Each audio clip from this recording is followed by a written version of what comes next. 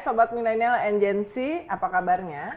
Kembali kita ketemu di Real Talk with Unilubis. Di program ini biasanya saya mengundang narasumber-narasumber yang bisa menjelaskan duduk perkara sebuah peristiwa, fenomena, karena di balik sebuah peristiwa, isu fenomena selalu ada sosok manusia kan yang bisa menjelaskan semua itu. Dan kali ini saya mengundang, sebenarnya ini sahabat kuliah di Institut Pertanian Bogor, meskipun dia sekolahnya lebih benar daripada saya ya.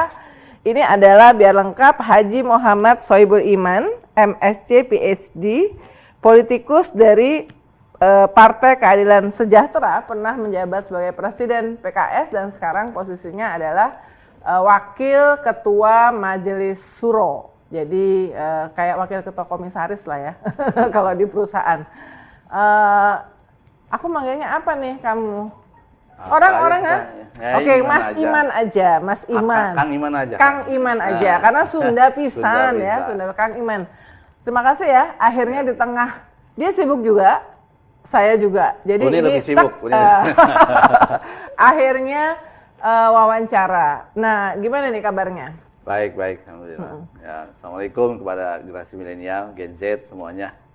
Oke. Nah, jadi karena di Real Talk ini kan kayak aku cerita, 40% tuh exploring personality ya, supaya milenial dan Gen Z lebih tahu tentang sosok narasumber. Karena Kang Iman ini kalau aku perhatiin di antara politisi-politisi termasuk yang lumayan low profile ya kan, nggak terlalu banyak mau tampil apa segala macem, tapi termasuk pada saat menjadi presiden PKS sebetulnya ya. Nah dia itu masuk IPB tahun 85, terus sampai pemilihan berarti sampai berapa bulan? Saya IPB? masuk ke tingkat pertama selesai, terus penjurusan kan? Penjurusan. Semester 3. Saya masuk jurusan TIN, Teknologi Industri Pertanian. Teknologi Industri. Jadi kalau kita masuknya kan angkatan 22 itu sama saya juga masuknya itu tahun 85. Jadi sampai penjurusan ya, tahun berarti tahun 86 kan? 86. Nah, saya sempat ya ke Darmanaga juga sana. Ya, setelah itu baru saya izin ya cuti. Oh, dapat beasiswa. Ya. Beasiswa dari dulu yang programnya Pak Habibie. Pak Habibie, OFP-nya, Overseas Fellowship Program dulu. Ya, Menristek waktu itu di Menristek ya, beasiswanya betul, ya. Pak Habibie. Jadi beasiswanya adalah kemudian membuat Kang Iman ini saya lulus S1, S2, S3 kemudian di Waseda University, salah satu universitas top ya di Jepang ya. Jurusan apa waktu itu? Saya waktu S1 saya di komputer ya, khususnya di komputer grafik. Ya. Oh. Terus S2 saya ambil di komputer juga tapi image processing, terutama pengolahan data satelit. Nah, S3-nya saya agak sedikit melenceng ke makro. Di situ saya berbicara tentang industrial and technology policy. Jadi saya harus belajar ekonomi. Jadi sebetulnya perpaduan antara teknologi dengan ekonomi kan industri sebetulnya. Nah, saya belajar ekonomi mau tidak mau karena di situ berbicara tentang economic of innovation dan sebagainya gitu. Jadi di Waseda itu praktis terlepas sama sekali dari isu agriculture ya, pertanian ya. Lepas banget. Lepas banget ya. Tapi saya mau tanya nih, kenapa kok milihnya ke IPB? Kalau saya karena terpaksa. Kalau ini karena apa? Sebetulnya ada terpaksanya juga. Jadi saya itu kan dulu masuk pelajar teladan Jawa Barat kan, saya itu kan. Nah, ketika pelajar teladan Jawa Barat ini dipertemukan dengan Gubernur Jawa Barat waktu itu, Pak Anggun Naifi, beliau tuh menjanjikan kepada semua pelajar teladan itu, kamu begitu mau masuk lulus SMA, yang SMA dijamin masuk ITB. ITB gitu. Sehingga saya bersama kawan dari Bandung dan dari Garut yang teladan semuanya itu senang sekali. Tapi begitu kelulusan saya tiba, itu tidak kunjung datang. Tawaran. Padahal lapor. Iya, lapor lah, dia tidak kunjung datang dan tentu waktu itu susah juga kita kan melapor ke gubernur. Ya. Di saat penantian begitu tiba-tiba ada surat dari IPB, PMDK dulu, PMDK. Nah, itu begitu dapat surat itu tuh, ini real ya, kisah real. Saya sakit. Kenapa? Karena saya tidak mau ke IPB. Kenapa? Ya karena ingin ITB. Oh, oke. Saya sakit, bapak saya kan bingung juga. Akhirnya bapak saya mengundang salah seorang ustadz di sekitar rumah gitu. Saya dinasehatin oleh ustadz itu. Katanya, ini kamu mungkin tidak suka dengan IPB. Yang kamu tidak suka belum tentu itu tidak baik buat kamu. Dan yang kamu suka ITB belum tentu baik buat kamu. Nah, itu jadi renungan saya. Beberapa hari kemudian saya sembuh gitu. Habis sembuh gitu, akhirnya ya udah saya putuskan terima saya IPB.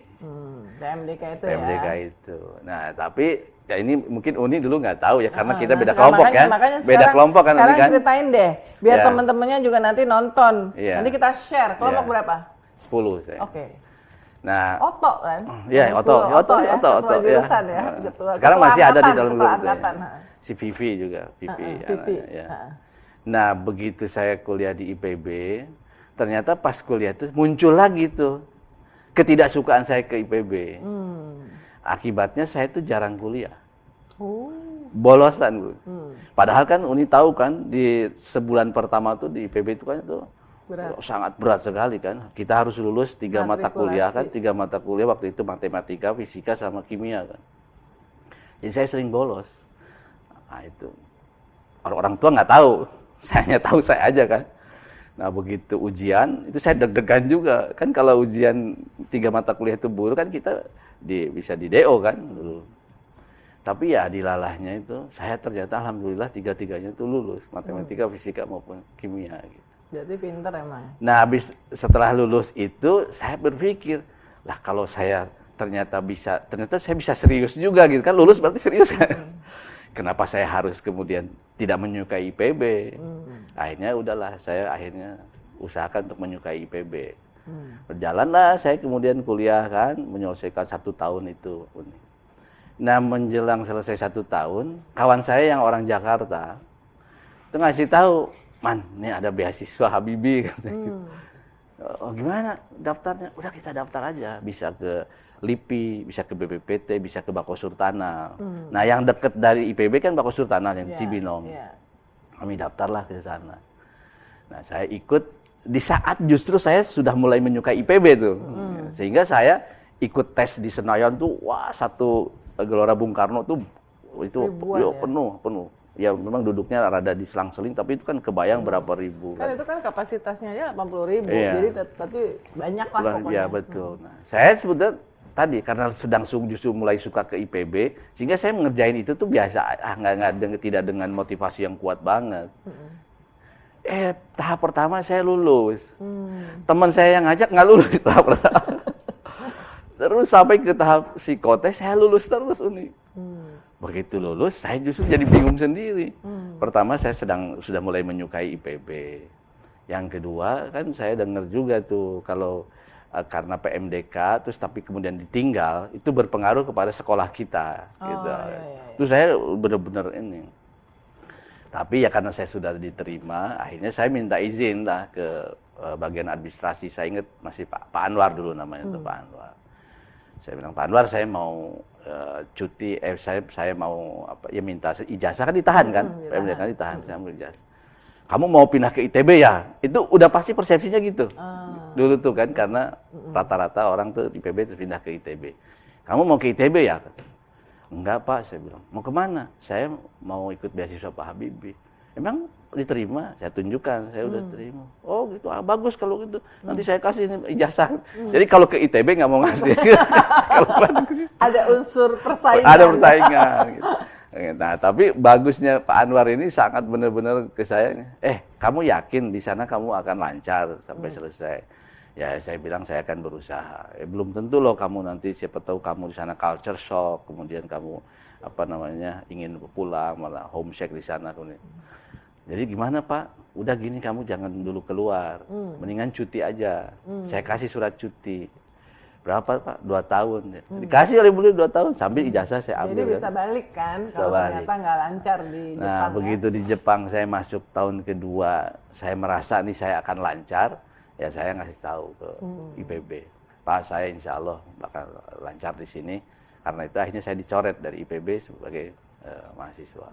Gitu. Oh, menarik ya. Kalau saya awalnya nggak suka, tapi dalam proses menyukai sampai lulus dan ngerasa IPB itu mungkin salah satu alasan kenapa saya betah jadi wartawan ya, karena di IPB kan kita belajar tentang orang-orang susah ya, petani, orang-orang paling miskin di negara ini ya. Jadi ada empatinya itu terasa di sana, dan jadi jurnalis kan salah satu yang penting kan adalah empati itu ya. Saya juga kalau nggak ada kesempatan beasiswa Pak Habibie, mungkin saya juga akan lanjut. Kan tadi saya juga udah mulai menyukai kan. Mungkin udah jadi profesor. Tapi ternyata nggak suka, ternyata kan IPB adalah salah satu kandangnya PKS dong. Kan ada Ustadz apa namanya yang guru dosen agama saya, Ustadz Pak Didin Hafidudin kan. Iya. Yang notabene itu dosen agama waktu matrikulasi juga. Tapi agamanya saya dapat A lah, lumayan ya. Iyalah, Saya masa agak bandel-bandel begini. Orang Sumatera Barat nggak dapat A terlalu. Jadi kemudian masuk ke politik PKS tuh kapan? Ya, saya masuk ke politik pas didirikannya Partai Keadilan. Oh, jadi tahun 98 ya. 98. Masih PK ya? PK pada waktu itu. Dan waktu itu saya waktu itu masih Pemret Majalah Panji Masyarakat. Waktu itu kan sebetulnya saya udah pulang, tapi baru S2. Dan saya kerja di BPPT kan. Nah, 98 saya dijadikan ketua departemen kan di DPP kan, Departemen Teknologi Industri dan Lingkungan Hidup dulu saya. Nah, tapi belum juga setahun, masuk tahun 99 kan ada peraturan. PNS tidak boleh menjadi pengurus partai politik. Nah, di situ saya didiskusikanlah, dimusyawarahkanlah di Partai Keadilan. Saya ini akan terus di partai atau saya ke pegawai negeri. Nah, saya dapat keputusan kamu lebih baik jadi pegawai negeri saja. Akhirnya saya balik lagi itu nih ke kampus. Ke kampus. Jadi saya kemudian keluarlah tidak jadi pengurus itu. Tapi masih anggota ya? Nggak boleh juga kan. Oh, jadi keluar dari PK. Keluar dari PK, saya keluar. Gitu. Ya walaupun sebetulnya cincai juga karena nggak ada pakai dokumen-dokumen segala kan. Balik lagi tuh ke BPPT dulu. Nah, pas saat itu kemudian kan Menristek ganti, yaitu oleh Pak Zuhal. Nah, saya lumayan dekat dengan Pak Zuhal. Gitu. Nah, begitu masuk ke tahun 2000 awal, per 98 kan ke 2000 ya, 2 tahun dia nanya saya, kamu mau bekerja dengan saya di Menristek atau di BPPT? Itu posisi beda gitu. Nah, gimana Pak? Kalau kamu mau ikut saya di Menristek, kamu udah cukup S2, nggak perlu sekolah lagi. Gitu. Tapi kalau kamu mau di BPPT, kamu harus sekolah lagi. Nah, ini kebetulan beliau baru bikin Deputi Kebijakan Teknologi. Belum ada orang sama sekali. Baru ada satu orang yang menggeluti itu, namanya Lukman Hakim. Yang ketua LIPI akhirnya. Nah, waktu itu kan Pak Lukman itu di-hire oleh BPPT. Beliau itu tanya direktur eselon 2 LIPI, di-hire lah oleh Pak Zuhal ke BPPT.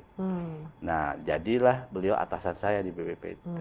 Nah, kebetulan Pak Lukman dengan saya ada sejarah ketika saya S2 di Tokyo. Pak Lukman kan lagi ngambil S3 di Tokyo. Oh, dan di universitas yang sama? Berbeda. Oh, beda. Oke. Kemudian dua-duanya sama-sama dulu kerja part-timer sebagai newscasternya NHK.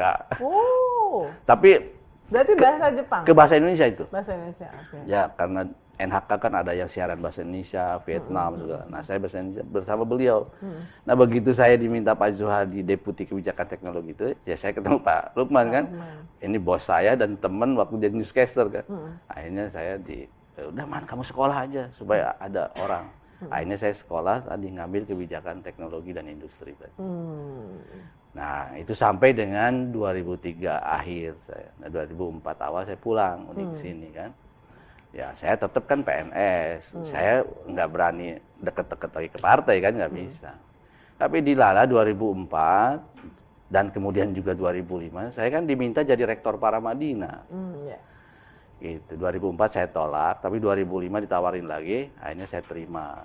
Ya, atas dasar saya setelah mendengar paparan Cak Nur sebelum wafat, saya empati lah saya gitu. Ya udah saya lanjutkan. Jadilah saya rektor Paramadina. Awalnya saya diperbolehkan jadi rektor, tapi tetap pegawai BPPT. Cuman saya secara pribadi nggak enak nih. Saya hampir setiap hari ngantor di Paramadina, tapi saya dari BPPT dapat gaji juga. Saya nggak enak. Akhirnya 6 bulan dari situ saya mengajukan diri keluar dari PNS. Dan alhamdulillah keluar, saya dinyatakan sebagai berhenti dengan hormat. Tahu begitu teman-teman PKS datangin saya, kamu udah nggak PNS lagi. PKS. Akhirnya saya ikutlah masuk PKS. Lagi. Awalnya udah ya, PKS, jadi keluarnya PK. waktu itu masih PK. Masuk PKS, saya pertama diangkat jadi sekretaris Dewan Pakar awalnya. Nah, setahun kemudian saya diminta jadi ketua DPP bidang Equintek, ekonomi, keuangan, industri dan teknologi. Sesuai ilmu ya? Ya, situ. Nah, begitu masuk 2007, akhir teman-teman di DPP itu kemudian memproyeksikan saya untuk running ke DPR RI dari Jakarta. Nah, 2007 itulah ya, dengan juga pertimbangan macam-macam selain masalah masuk DPR, saya mengundurkan diri dari rektor, ya, rektor Paramadina. Akhirnya saya diganti oleh Pak Anies gitu. Nah, dari situ saya kemudian 2008 mulai kampanye. Alhamdulillah 2009 saya masuk DPR RI dari Dapil Jakarta 2. Jakarta Pusat, Jakarta Selatan sama luar negeri. Begitu riwayatnya. Ya, setelah jadi itu di terus DPR saya sempat berapa periode? Jadi saya terpilih itu 2009, 2004 sampai 2014 itu dari Jakarta. 2014 sampai 2019 dari Tasik, Garut. Asik. Nah, 2019 saya kan presiden partai, nggak nyalon. Emang itu posisinya dari PKS atau gimana? Ya, atau konvensi personal? lah, konvensi aja. Konvensi. Gitu. Nah, kemarin 2024 saya dicalonkan lagi dari Tasik dan Garut, dan alhamdulillah terpilih. Wah, jadi saya tuh menunggu dilantik lagi nanti Oktober. Menunggu dilantik Oktober. Kalau ternyata nggak ada kerjaan yang lain, ya, nanti this is our next conversation. Tapi biasanya kerjanya udah pasti 5 tahun ke depan udah pasti karena udah terpilih ya. Yeah. Jadi selamat juga udah terpilih. Nah, berarti memang ketemunya sama Anies Baswedan itu di Paramadina terutama ya? Iya, sebetulnya saya pertama kali ketemu Anies itu begitu saya baru pulang dari Jepang. Anies juga baru pulang dari Amerika kan, sekitar 2004 akhir. Dia lebih muda kan? Lebih muda dari saya. Ya? 2004 akhir. Ketemunya adalah di forum diskusi MPR. Waktu itu ketua MPR-nya Pak Hidayat Nur Wahid. Beliau mengundang saya dan juga mengundang Anies. Panel lah diskusi kita. Disitulah saya perkenalan dengan Anies. Berkenalan. Jadi sama-sama narasumber ya? Nah gitu. Nah begitu saya mundur dari Paramadina itu, ini sedikit lah saya buka ya. Waktu itu yayasan nyari pengganti saya kan. Sebegitu saya tanya, Pak siapa sekarang calon-calon yang ada? Disebutkanlah Uni. Nama-nama profesor mau yang menggantikan saya. Saya bilang, Pak ini kalau Cak Nur masih hidup nangis, saya bilang. Kenapa? Masa dari saya yang muda kemudian kepada yang senior-senior, saya bilang. Kan dari Cak Nur tuh ke saya kan. Bahkan sebelum saya kan ada Sudirman Said dulu kan, caretaker, terus ke saya. Itu muda kan. Saya bilang harus yang lebih muda dong, saya bilang dari saya. Lah emang ada punya calon? Saya sebutin nama Anies. Anies lebih reveal. Itu Anies kan waktu itu ya saya baru kenalan dia 1 tahun lebih, tapi saya tahu dia lebih muda dari saya, makanya saya propose. Nah begitu Pak Anies tahu nama dia dimasukin, dia nelpon saya, Pak Anies ke saya, Kang, gak mungkin dong saya jadi rektor, saya kan nggak ngajar. Lah saya juga nggak ngajar di Paramadina, saya jadi rektor. Nah, di situ saya bilang udah gini aja. Nah, Anda pede aja, saya bilang. Nanti di kampus saya urus lah, saya akan yakinkan teman-teman Sivitas Akademika. Tapi saya nggak bisa meyakinkan yayasan. Nah, Anda berjuanglah, saya bilang ke yayasan. Gitu. Itu ceritanya. Yayasan berarti keluarganya Cak Nur ya? Keluarga Cak Nur ada Bu Omi kan, ada Bu Omi. Terus dulu kan teman yang dekatnya, mungkin Uni juga pasti kenal lah, Pak Utomo dan ya Mas Tom kan. So ada Pak Usep, Pak Rifai, kemudian juga ada Pak Ganis kan.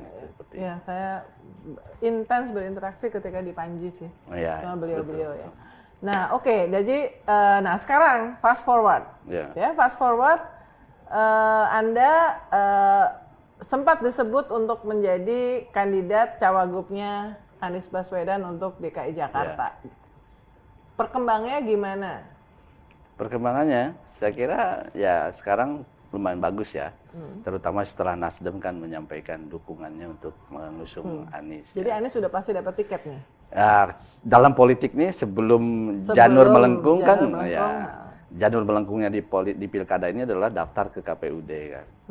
Ya memang kalau dalam posisi sekarang baru ada political statement dari Nasdem bahwa mengusung Anies. Tapi kan perlu dokumen berupa surat keputusan kan. Nah ini yang belum ada. Karena itu ketika Uni tanya apakah ini sudah pasti, belum dalam politik. Kita tunggu sampai keluar surat itu. Jadi yang belum pasti itu Aniesnya belum hitam di atas putih menjadi dapat tiket ya. Karena Nasdem baru political statement dan Kang Iman juga belum tentu berpasangan dengan Anies seandainya dia dapat. Apakah gitu interpretasinya? Ya dua ya berarti kan yang masih harus ditunggu. Pertama kepastian dapat kursi 20%, yaitu 22 kursi DPRD kan. PKS baru 18, tambah harus nyari 4. Nah kalau Nasdem ikut berarti 10 kan boleh Nasdem, jadi udah lewat. 18 tambah 28 tapi ya? itu harus sudah sampai keluar SK. Nah yang kedua juga ya sampai sekarang belum ada juga pernyataan dari Anies siap berpasangan dengan kader PKS kan. Itu kan penting kan, nggak mungkin kan kalau nggak. Jadi dua hal itu sebetulnya yang ya mesti. Tapi pembicaraan dengan Anies apalagi karena long relationship udah terjadi. Itu kan tentu pembicaraan dengan presiden partai kan, dengan Pak Saihu. Dari informasi dari Pak Saihu sih positif sekali bahwa ya Anies siap bekerja sama dengan kader PKS siapapun gitu. Ya.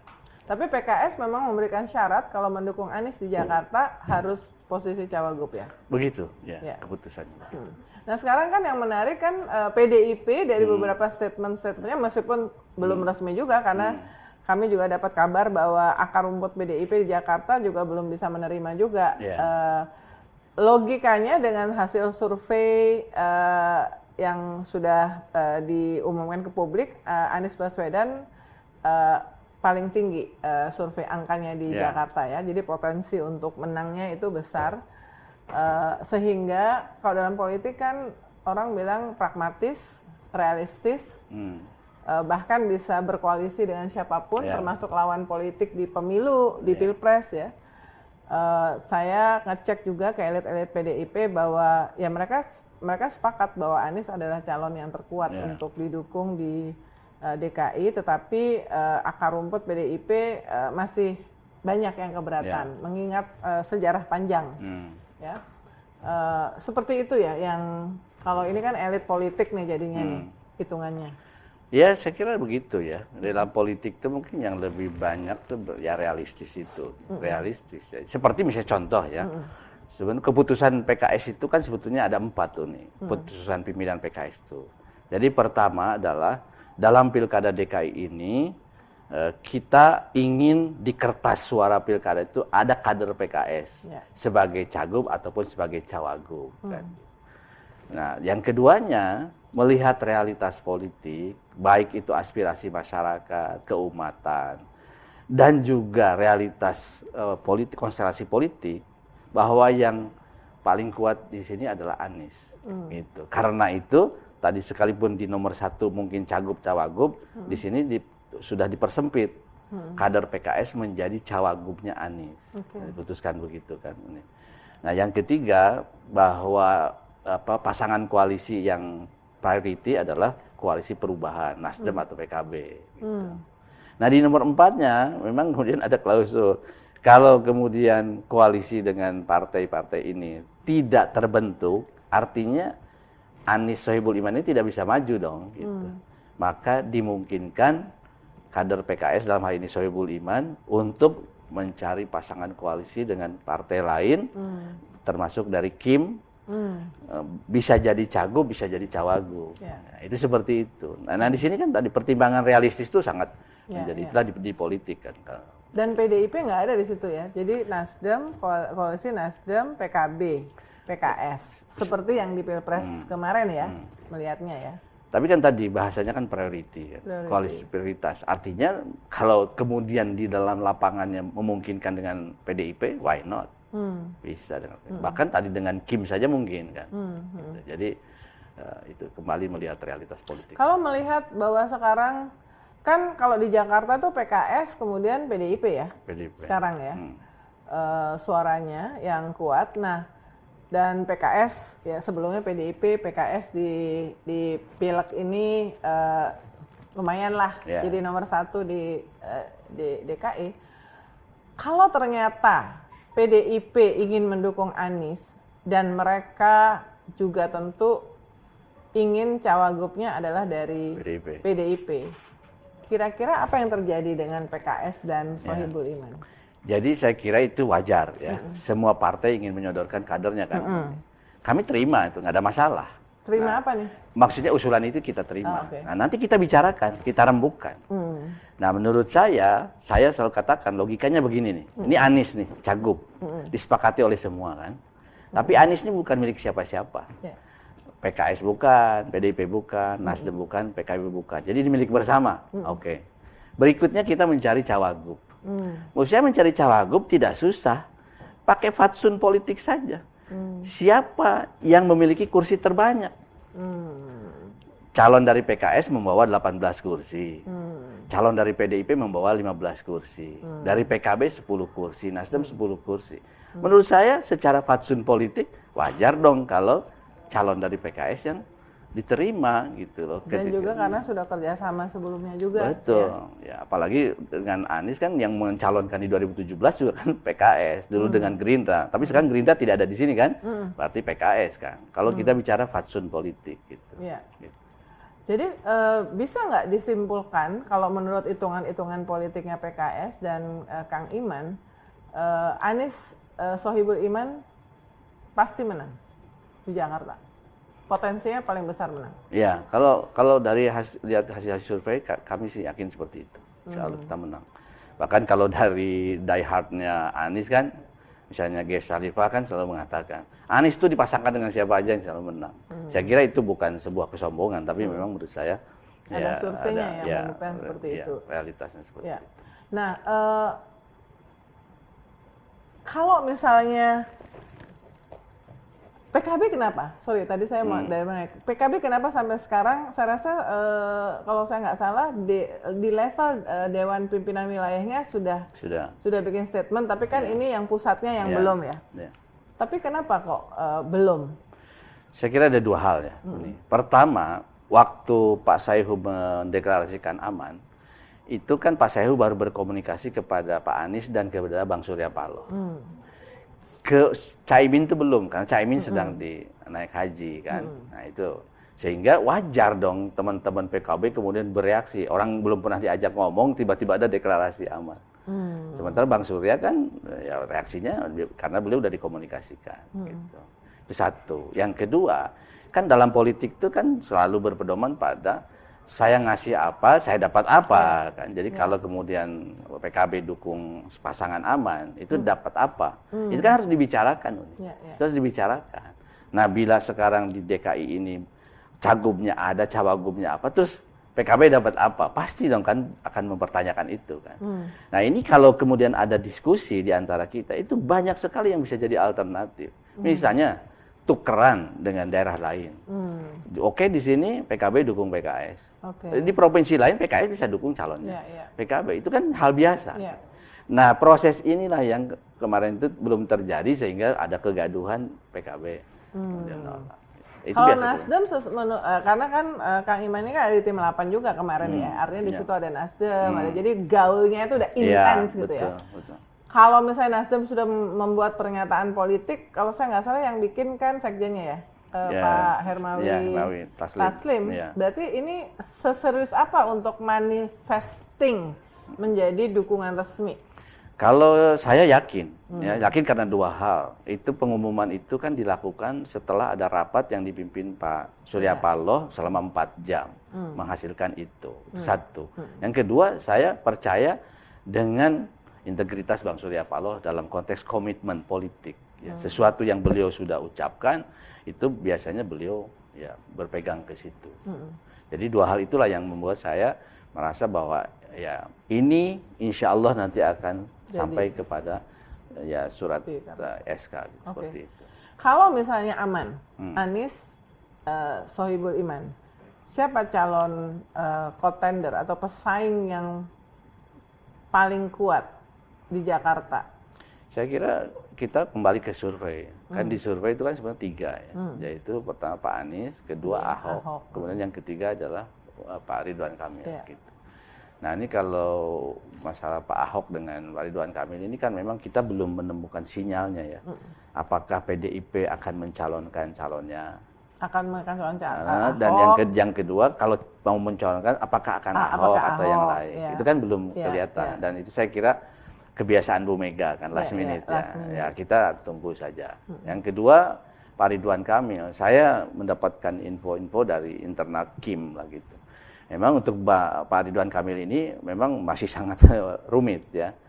Pertama, memang ada kalkulasi di Kim itu adalah untuk bisa menandingi Pak Anies itu adalah ya Ridwan Kamil yang ada di Kim kan, Ridwan Kamil. Nah, itu juga yang katanya diinginkan oleh Pak Jokowi. Nah, dalam konteks itu Pak Prabowo setuju banget. Tapi dengan kalkulasi politik juga. Karena kalau Pak Ridwan Kamil dibawa ke Jakarta, Jawa Barat kosong buat Deddy Mulyadi, Gerindra kan gitu. Nah, tapi di sisi lain Golkar tuh sangat rasional kan kepada Golkar. Buat Golkar melepas Jawa Barat itu sebuah kehilangan besar. Di DKI belum tentu menang. Di Jawa Barat. Dan Ridwan Kamil lebih besar potensi ke sana. menangnya di sana. Kan kursi DPR RI di Jawa Barat itu di atas 100 kursi loh. Di Jakarta cuma 20-an. Melepas yang 100 lebih. Nah, inilah yang saya dengar masih sangat rumit. Artinya Golkar demi masa depannya dia tetap ingin menguasai Jawa Barat gitu. Tapi kan tadi Pak Prabowo juga menginginkan Jawa Barat karena juga punya tokoh namanya Deddy Mulyadi. Nah, saya lihat masih rumit. Sehingga kalau Unita ditanya nanti siapa yang akan jadi kontender yang ya, kita masih belum bisa. Kalau Ridwan Kamil Kaisang menurut Kang Iman kuat nggak di Jakarta? Kalau menurut saya tidak terlalu kuat. Bahkan menurut saya tidak sekuat Ahok. Tidak sekuat Ahok ya, bahkan. Ya. Ridwan Kamil dengan Ahok kalau untuk di Jakarta menurut Kang Iman? Ya, itu bisa kuat. Itu bisa Maksudnya kuat. Ridwan Kamil Berpasangan maksudnya? Enggak. Oh, bukan. Figur Ridwan Kamil dengan Ahok. Kuat mana kalau di Jakarta potensinya? Saya kira memori masyarakat lebih banyak ke Ahok. Untuk Jakarta ya. Dan menurut saya ada satu, waktu sini saya buka sini ya. Menurut saya ini kebayang kalau Ridwan Kamil ke Jakarta, Jackmania kayak apa coba reaksinya. Ini masa kita dipimpin oleh Viking, oleh Boboto. Kebayang nggak coba? Kebayang nggak? Kebayang nggak? Menurut saya itu menjadi isu gorengan di kampanye luar biasa. Gitu. Oke. Sekarang PKS dengan Prabowo. Ya. PKS long time supporter of Pak Prabowo di Pilpres. Dan ya Pilpres termasuk ketika menjadi cawapres ya. 2009? Enggak. Enggak ya? Enggak ya? Karena waktu itu Mega kan? Beliau cawapresnya Mega. Waktu Tapi itu PKI dengan SBY. SBY. Oke. 2014, Oh, Prabowo yang Hatta. saya ingat yang ini, yang deklarasinya last minute PKS dibawa oleh ke Ganesha ya. Ya, Pak Budiono. Pak Budiono, untuk Pak Budiono dukung Pak, waktu itu presiden PKS-nya Pak Tifatul Sembiring ya. Ya. Yang bawa termasuk Khairul Tanjung pada saat itu berperan ya. Nah, jadi PKS dengan Prabowo sekarang gimana? Baik hubungan kita, sangat baik. Kita berhubungan sangat baik. Ya intinya istilahnya itu kami itu dulu pernah bersekutu dan bersegajah. Gitu.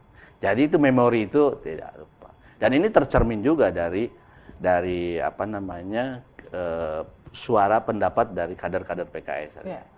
Saya sampaikan bahwa di Majelis Syuro yang kemarin setelah pengumuman apa namanya Pilpres itu ketika Majelis Syuro itu lumayan terbelah.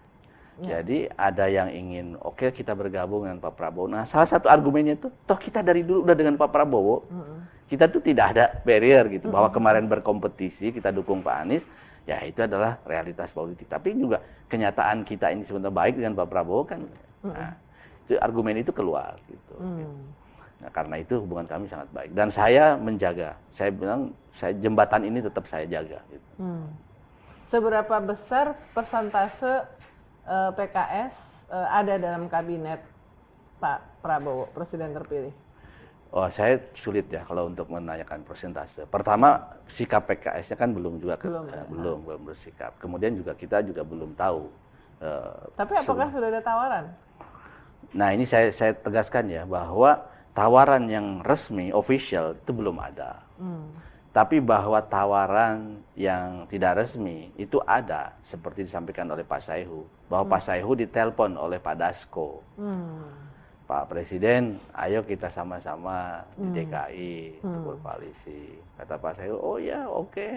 Jadi ini ditelepon untuk berkoalisi di DKI. DKI, kan? Tapi di situ dibicarakan. Ya kita sekalianlah bicara dengan nasional gitu.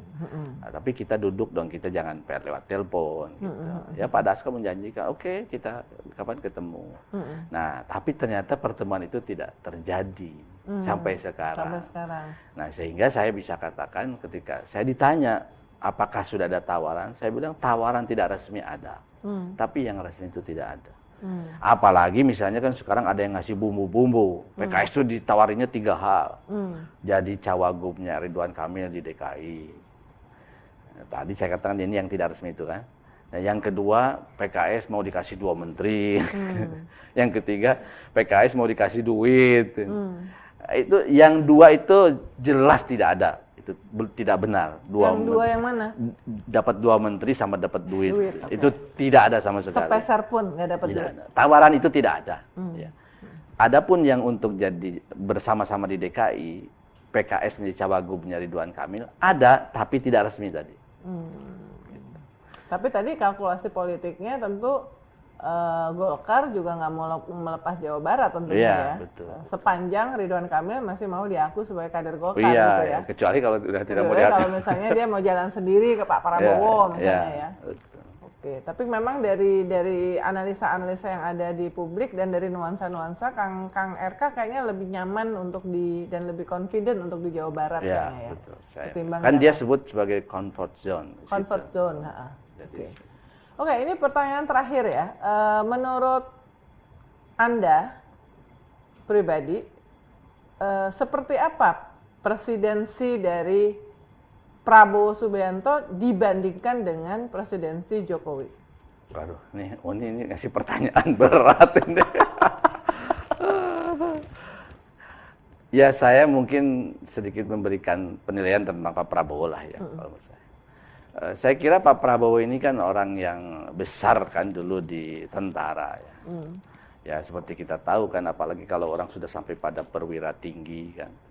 Ya wawasan dan kemampuan ya tentang bernegara itu menurut saya bagus lah, bagaimanapun lah seorang perwira tinggi kan seperti itu. Terlepas dari ya ada dinamika perjalanan Pak Prabowo ya, tetapi saya kira itu bisa jadi modal. Gitu. Nah, saya selalu teringat kepada dulu di zaman Orde Baru, kan banyak teman-teman pengamat ya, misalnya F. Saifullah Fatah itu sering sekali mempromosikan bahwa ada perwira-perwira muda yang punya wawasan demokrasi yang bagus. Gitu. Nah, di antara kan yang sering disebutkan adalah Pak Prabowo, Pak SBY kan dulu. Gitu. Nah, kalau saya melihat itu dan juga interaksi saya kemarin selama PKS bersama Pak Prabowo, saya kira itu punya harapan buat saya. Punya harapan bahwa Pak Prabowo bagaimanapun dalam benaknya itu pemikiran tentang demokrasinya menurut saya lebih clear ya. Mohon maaf ya, saya selalu katakan kita dulu kan tidak pernah tahu pandangan demokrasinya Pak Jokowi ketika beliau menjadi presiden ya. Itu kan salah satu. Ketahuan kan setelah beliau jadi presiden gitu. Saya kan ngobrol juga dengan beberapa teman-teman senior yang pendukung diehardnya Pak Jokowi di awal. Iya, kami ini tidak tahu dulunya gitu, baru tahu sekarang. Karena mungkin nggak pernah bertanya kali ya. Nah itu, jadi juga begini kan, mohon maaf ya, kan Pak Jokowi sebagai aktivis mahasiswa pun tidak terlibat di dalam diskursus. Gitu. Kemudian juga setelah lulus kan tidak menjadi aktivis, sehingga memang tidak pernah ada keterlibatan dalam diskursus tertentu. Gitu. Nah menurut saya kelebihan Pak Prabowo, saya kira kita bisa membacanya. Karena dia pernah terlibat dalam diskursus seperti itu. Nah di titik itu saya punya harapan. Pak Prabowo bisa jauh lebih baik lah menurut saya untuk perkembangan demokrasi ke depan gitu ya Indonesia ini, dan tentu dengan kecakapan kepemimpinan sebagai militer, menurut saya mudah-mudahan perekonomian Indonesia juga bisa dibawa dengan baik oleh beliau. Kapan momen di mana PKS sebagai partai menyatakan oke, kami akan mendukung Presiden Prabowo, sedemikian sehingga itu juga ditunjukkan dengan dukungan di DPR ya, karena kan program-program Pak Prabowo ini kan membutuhkan dana yang luar biasa besar ya, sehingga memastikan konsolidasi kekuatan dukungan parpol di DPR itu sangat penting. Nah, kapan PKS menentukan sikap apakah akan bersama Presiden Prabowo yang juga ditunjukkan di DPR dukungan apa tidak? Saya kira kita menunggu musyawarah majelis syuro, karena keputusan itu harus ada dari musyawarah majelis syuro. Nah ini kita belum punya jadwal. Ya besar kemungkinan menurut saya sebelum pelantikan Pak Prabowo. Right before ya? Ya, right before. jadi kalau itu 20 Oktober, mudah-mudahan di September PKS sudah punya sikap. Karena sekarang ini kita juga lagi fokus ke pilkada dulu. Ini pilkada ini pendaftaran 27, 29 kan. Dan se-Indonesia ini kan ratusan kan, 500 lebih. Ini kami ini rapat pimpinan tinggi PKS ini tiap pekan itu mutusin masalah pilkada. Siapa? Setiap pertemuan itu bisa 50. Itu kita konsentrasi di situ. Nanti untuk majelis syuro menentukan sikap itu.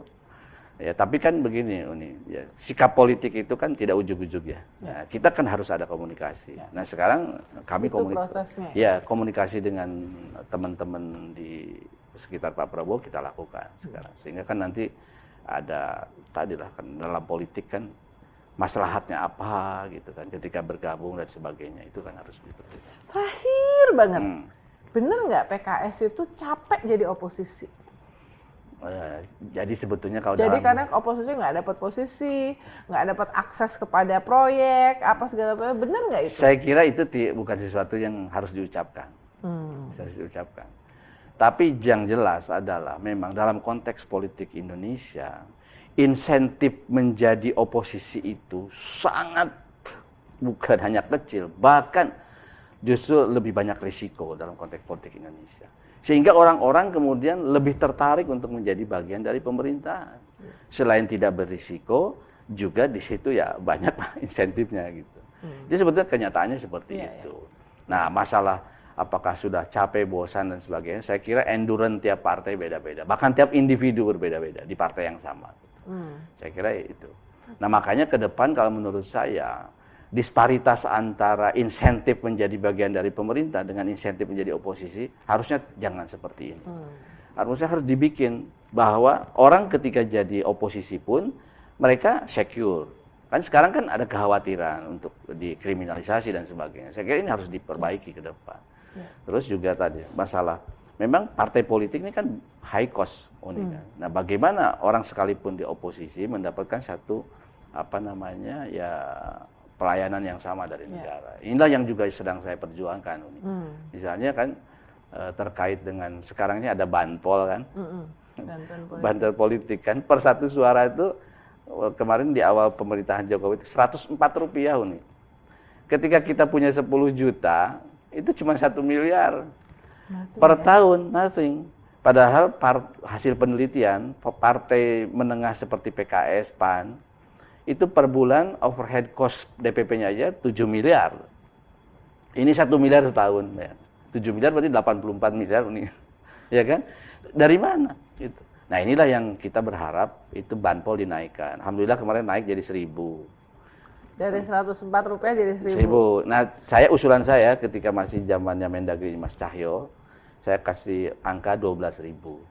Karena dengan 12.000 ini partai menengah saya patokannya ya, itu rata-rata kan kita dapat suara itu 10 jutaan. PKS sekarang 12 juta ya, taruhlah 10 juta. Kalau 12.000 itu kan mendapatkan 120 miliar gitu kan. Nah, tadi kan overhead cost-nya 84 miliar. Nah, sisanya bisa buat program edukasi publik dan sebagainya. Itu saya alhamdulillah dulu usulan saya selain respon dari Mas Cahyo almarhum, juga Ketua KPK Pak Agus Raharjo senang sekali karena begitu di jumlah Uni less than 2 triliun sebenarnya. Sebenarnya dari ya. hampir 3.000 triliun hari ini. Itu kan peanuts sekali. Peanuts. Tuh. Kenapa kita, padahal itu untuk memperbaiki partai politik. Ya. Partai politik merasa tadi kan, juga walaupun oposisi tapi dia dapat insentif. Gitu. Nah ini semua perbaikan-perbaikan. Untuk operasional ya. Iya. Menarik ya, soalnya ada anggota DPR yang maksudnya yang sekarang terpilih masuk ke parlemen, wah dia bilang menghabiskan 40 sampai 40 miliar untuk satu kursi aja. Ya kan? Jadi ya luar biasa bedanya kayak bumi sama langit sama perhatian dari pemerintah terhadap bantuan politik untuk partai ya. Aduh, thank you banget. Ya, sama-sama. Kang Iman, akhirnya bisa ngobrol langsung dan dapat insight-insight, ada beberapa informasi bahkan yang baru diceritakan di acara ini. Mudah-mudahan apa yang dicita-citakan dan diharapkan lancar, jaya. Kita menunggu dan tentu IDN Times dan media-media lain akan memonitor proses pilkada ini. Memang di beberapa tempat sangat menarik, terutama Jakarta sih menarik banget ya. Kita melihat pergerakan yang lainnya juga. RI3 semua Jakarta. RI3. Katanya ini udah nggak ibu kota negara. Oh, malah jadi global city. Global city ya, oke. Sampai ketemu di program Real Talk with Uni Lubis berikutnya. Jangan lupa subscribe, like, komen, dan share dari video ini. Dan sampai ketemu.